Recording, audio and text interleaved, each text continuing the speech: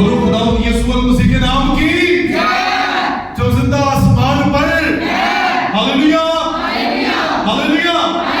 खुदावंद आपको बरकत दे, अपनी जगह पर तशरीफ रखें। मसीह यीशु के जिंदा जलाली बाबरकत नाम में आप सबको सलाम। मेरे अजीजों, आज हम रोज़े की तालीम से सीखेंगे पाक कलाम में से खुदा यीशु मसीह जो हमारा मुनज्जी, हम खुदा यीशु मसीह के रोज़े के तालीम से सीखेंगे। मेरे साथ निकाली मुकद्दस लूका तबीब की मार्फत खुदावंद यीशु मसीह की इंजील चौथे बाब की पहली आयत मुबारक, ये पूरा पैसेज हम पढ़ेंगे, इसे तिलावत करेंगे, बड़ी तवज्जो के साथ हम पाक कलाम को सुनेंगे। पाक कलाम में यूं लिखा है, फिर यीशु रूहुल कुद्स से भरा हुआ यरदन से लौटा और 40 दिन तक रूह की हदायत से बियाबान में फिरता रहा और इब्लीस उसे आजमाता रहा।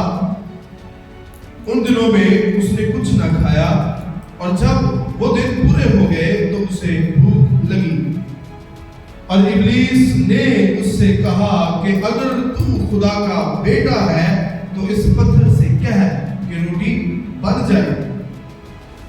यीशु ने उसको जवाब दिया कि लिखा है कि आदमी सिर्फ रोटी ही से जीता न रहेगा। और इब्लीस ने उसे ऊंचे पर ले जाकर दुनिया की सब सल्तनतें पल भर में दिखाई और उससे कहा कि ये सारा इख्तियार और उनकी शान शौकत मैं तुझे दूंगा, क्योंकि ये मेरे सुपुर्द हैं और जिसको चाहता हूँ देता हूँ। बस अगर तुम मेरे आगे सजदा करे तो ये सब तेरा होगा।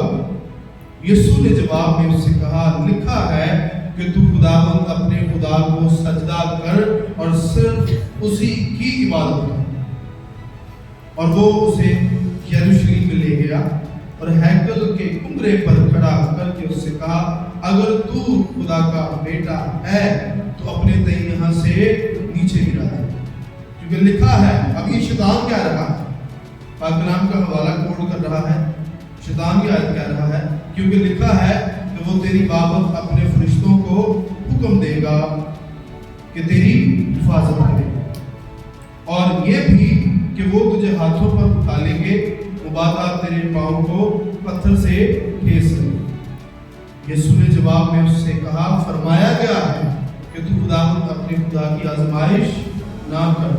जब इब्लीस तमाम आजमाइशें कर चुका तो कुछ अरसा के लिए उससे जुदा हो गया।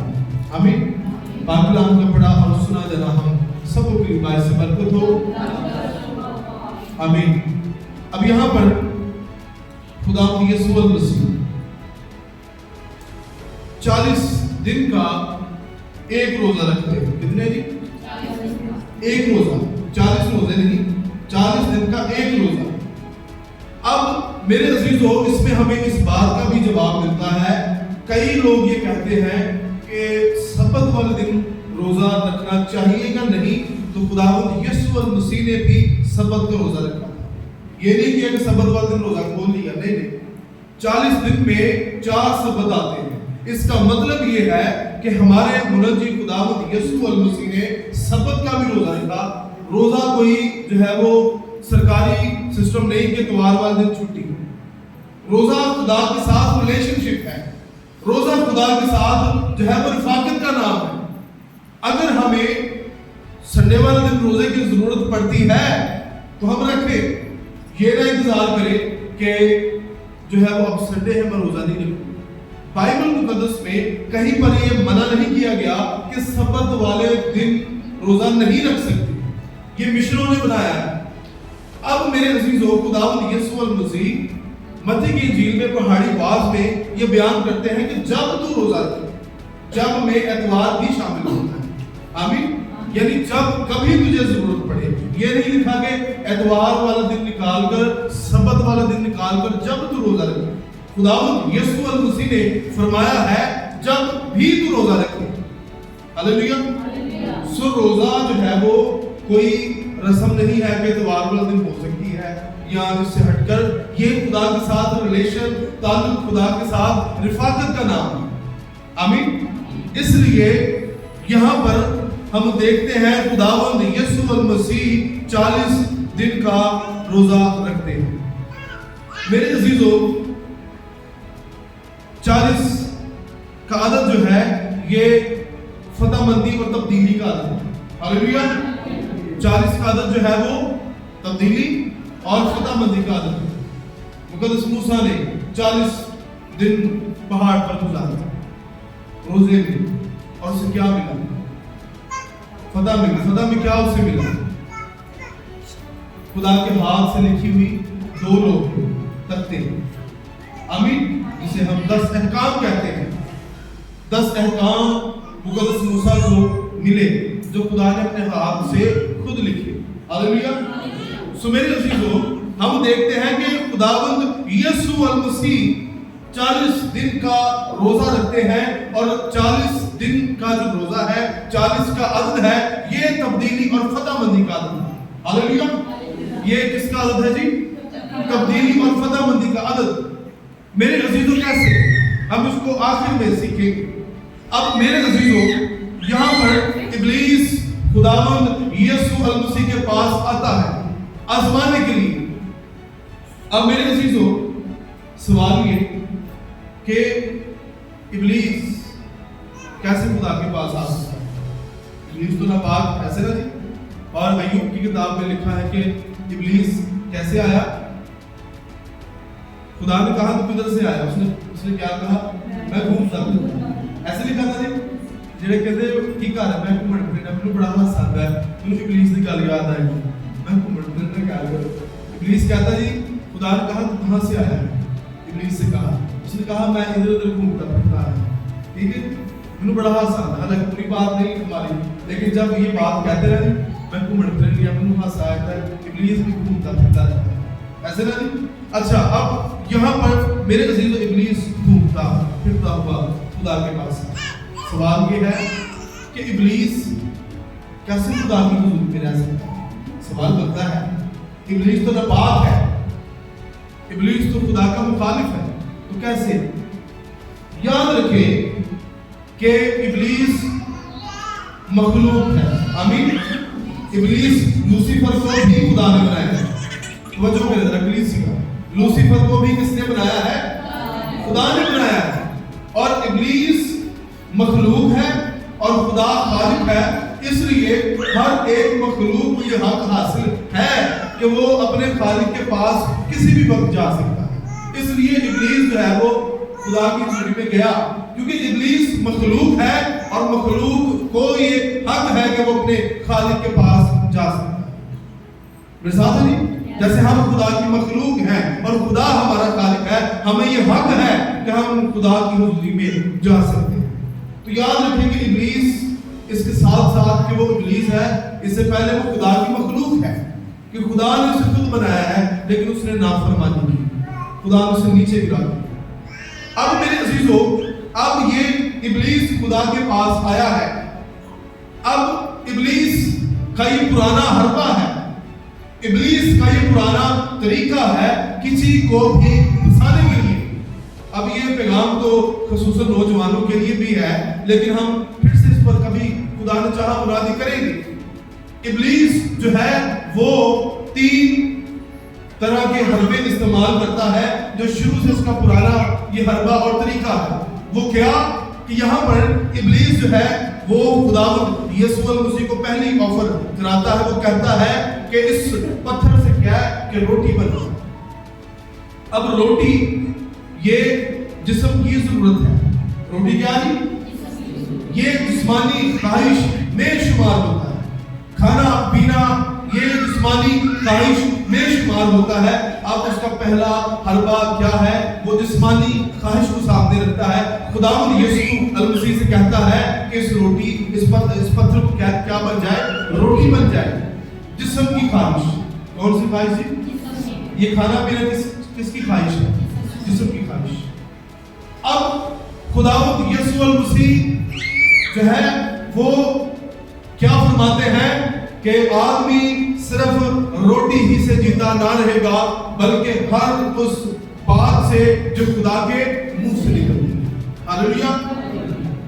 दाऊद बादशाह कहता है तेरा पाक कलाम शहद के टपकों से बिछी, मैंने इसे नोश किया, मैंने इसे खाया। हालेलुया। मैंने इसे खाया, इसे नोश किया। अब मेरे अजीजों, खुदावंद यीशु मसीह कहते हैं कि आदमी सिर्फ रोटी ही से जीता ना रहेगा, बल्कि हर उस बात से जो खुदा के मुंह से निकलती है। पहली इब्लीस जो है वो अपनी चालाकी यहाँ पर क्या खेलता है? जिस्म की ख्वाहिश। कौन सी ख्वाहिश? जिस्म की ख्वाहिश के इस पत्थर को क्या कि रोटी बन जाए। अब मेरे अजीजों, खुदावंद यीशु मसीह उसकी इस चालाकी पर गालिब आते हैं और क्या फरमाते हैं? आदमी सिर्फ रोटी ही से जीता ना रहेगा, बल्कि हर उस बात से जो खुदा के मुंह से निकलती है। क्योंकि खुदा के मुंह से निकला हुआ हर एक कलमा, हर एक लफ्ज जिंदगी बख्श है। खुदा ने कहा कि हो जा, और ये जमीन और आसमान बन गए। हालेलुया। आदमी सिर्फ रोटी ही से जीता ना रहेगा, बल्कि हर उस बात से जो खुदा के मुंह से निकलती है। क्योंकि खुदा के कलाम में कुदरत पाई जाती है। वो इस दुनिया को अपने मुंह के कलाम से, अपने पाक कलाम से संभालता है। हालेलुया।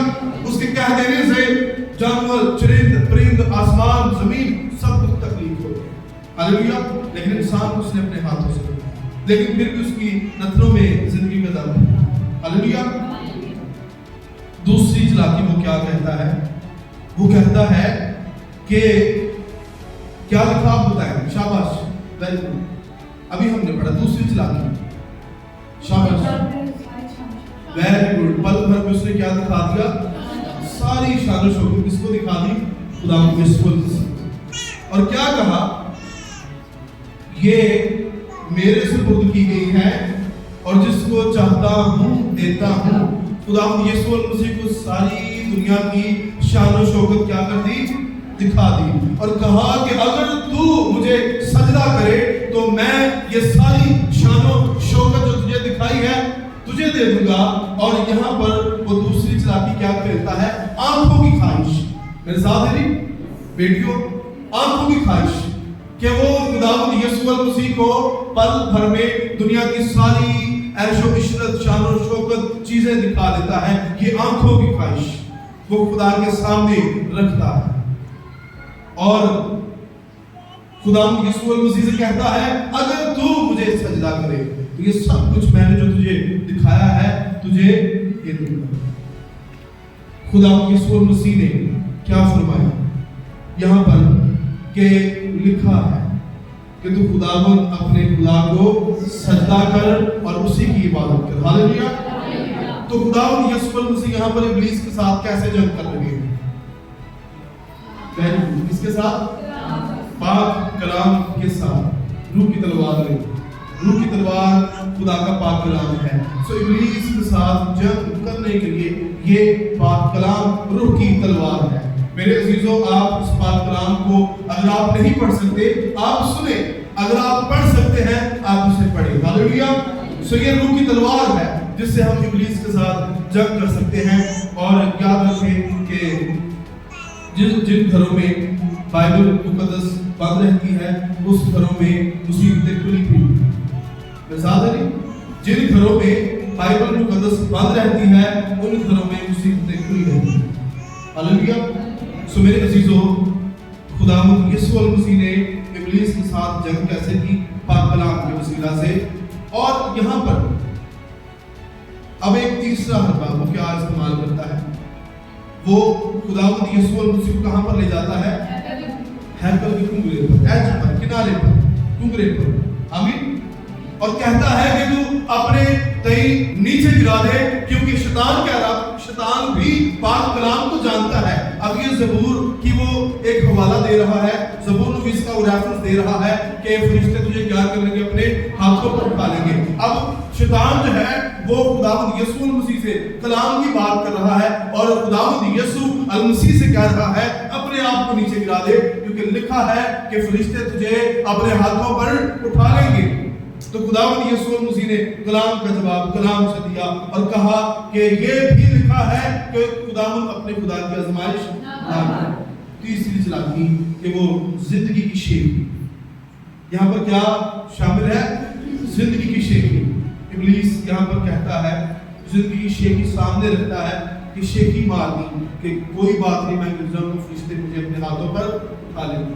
لیکن خداوند یسوع مسیح کہتے ہیں کہ یہ لکھا ہے کہ تو خداوند اپنے خدا کی آزمائش نہ کر۔ اب یہاں پر ابلیس کتنے حربے استعمال کرتا ہے؟ نمبر 1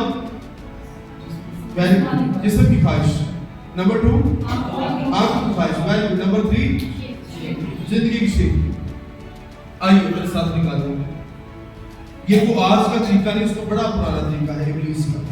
پہلا یہ ہونا دوسرے باب کی 15ویں اور 16ویں آیت کے بعد، نہ دنیا سے محبت رکھو نہ ان کی چیزوں سے جو دنیا میں ہے، جو کوئی دنیا سے محبت رکھتا ہے اس میں باپ کی محبت نہیں، کیونکہ جو کچھ دنیا میں ہے یعنی جسم کی خواہش اور آنکھوں کی خواہش اور زندگی کی شیخی، وہ باپ کی طرف سے نہیں بلکہ دنیا کی طرف سے ہے۔ آمین۔ پاک کلام کا پڑھا سنا ہے، ہم سبوں کی لباس سے برکت ہو۔ کیا لکھا جی؟ جسم کی خواہش، آنکھوں کی خواہش اور زندگی کی شیخی۔ یہ ابلیس کے 3 پرانے ہتھیار ہیں۔ یہ صرف اس نے خدا یسوع مسیح کے سامنے نہیں رکھے، بلکہ یہی 3 ہتھیار ابلیس نے جو ہے وہ باغ عدن میں استعمال کیے آدم اور حوا کو گرانے کے لیے، خدا کی خلاف کرنے کے لیے۔ کیا لکھا ہے؟ جسم کی خواہش، آنکھوں کی خواہش، زندگی کی شیخی۔ اب ابلیس آتا ہے اور کہتا ہے کہ کیا واقعی خدا نے کہا ہے کہ اس پھل کو نہ کھانا، تم اس پھل کو کھاؤ؟ اور یہاں پر ہم دیکھتے ہیں کہ ہوا میں ابلیس جو ہے وہ کیا پیدا کرتا ہے؟ جسم کی خواہش، کہ وہ آ کے کہتا ہے کہ کیا واقعی خدا نے کہا ہے اس پھل کو نہ کھانا؟